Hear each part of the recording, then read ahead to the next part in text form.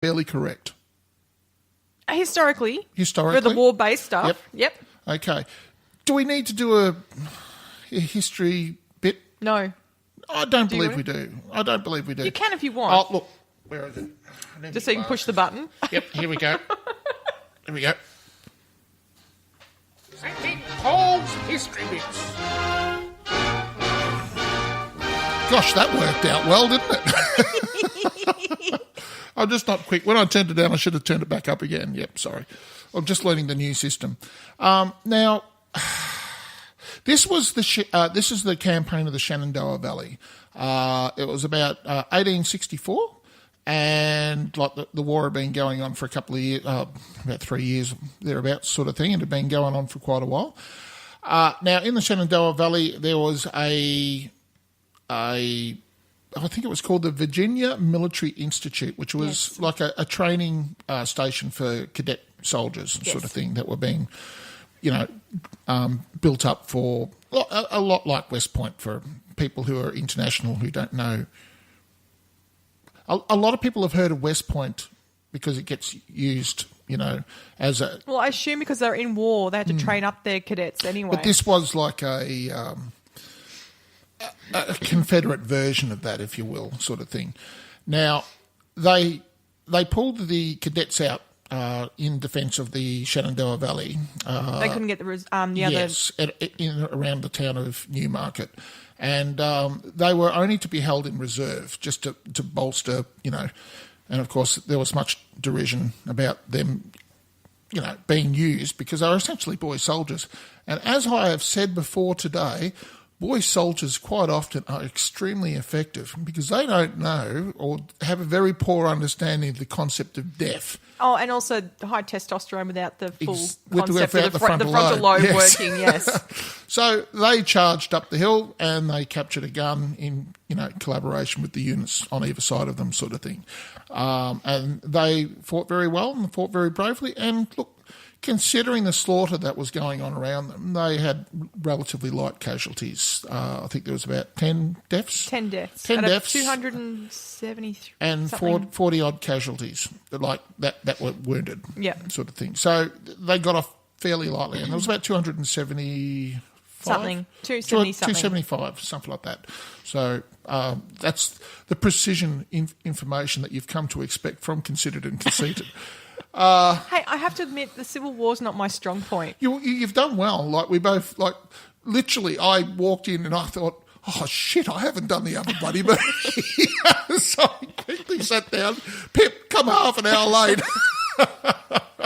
I mean, I've watched a little bit of the documentaries that I can't even remember who else has done it, but I know Morgan Freeman did some of the voices in it. Okay. I can't even remember who did it originally.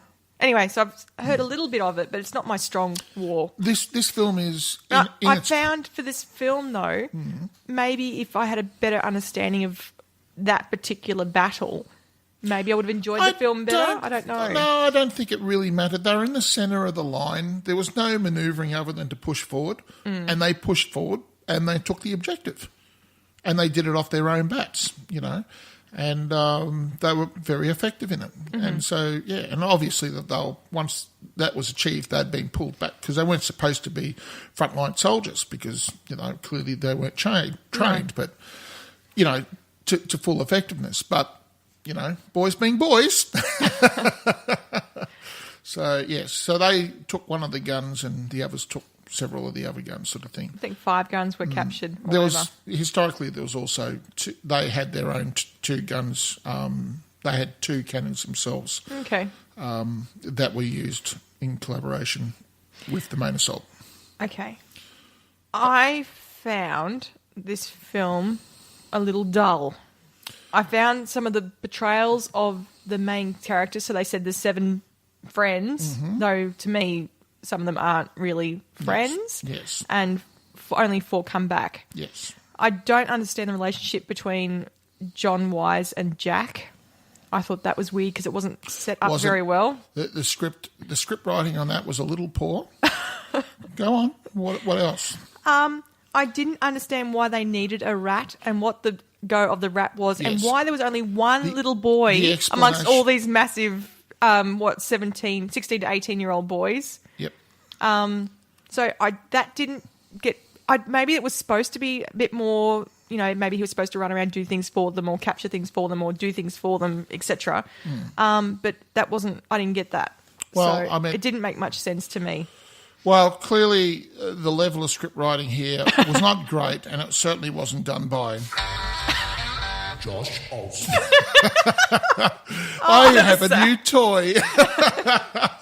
You're going to get a tweet going, stop that. Stop it. Stop it now. Use my name again. Stop it now.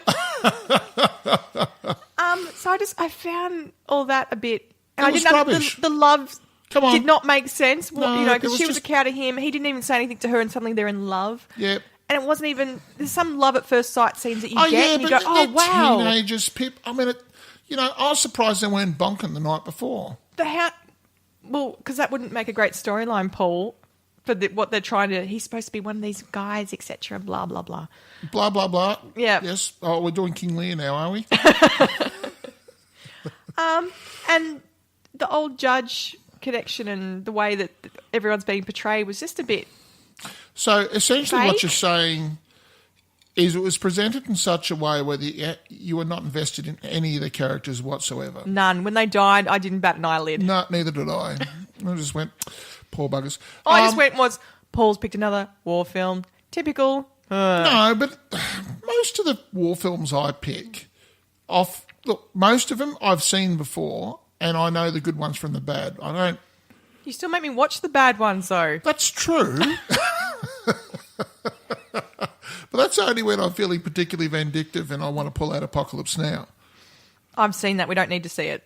Yes, but we haven't reviewed it. It is crap. Don't bother. I've been thinking a great deal about your threat to me on Titanic.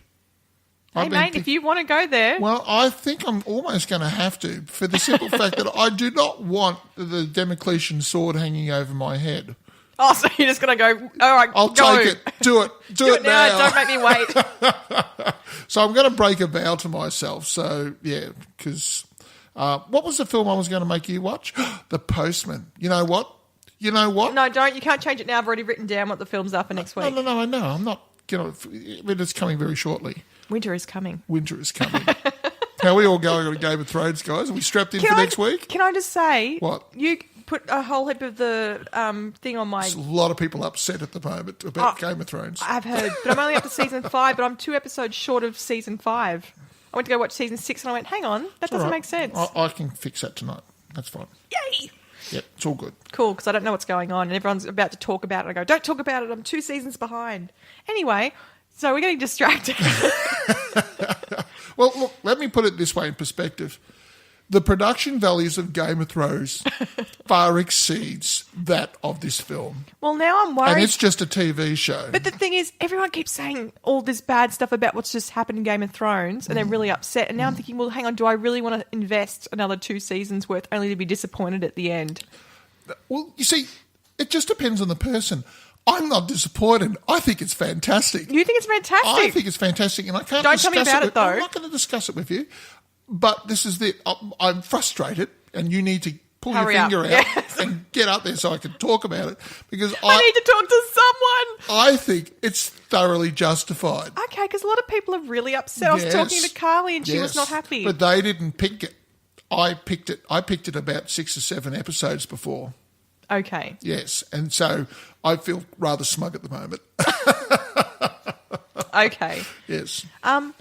I'm just happy that supposedly the books are going to come out soon, the next book. No, it's left the books. No. You're missing the point. They're 2 totally different entities now. Right, So, okay. Yeah. Yes. No, I'm just looking forward to the book. Sure. Anyway, I keep getting distracted. That's Stop right. We're talking about the Thrones. Field of Lost Film. Shoes. Moving on.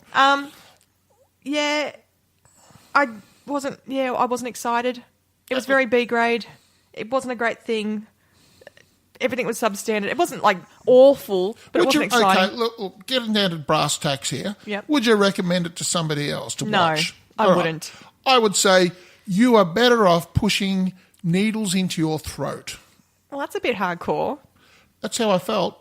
I mean, there's other Civil War films that are better than this one.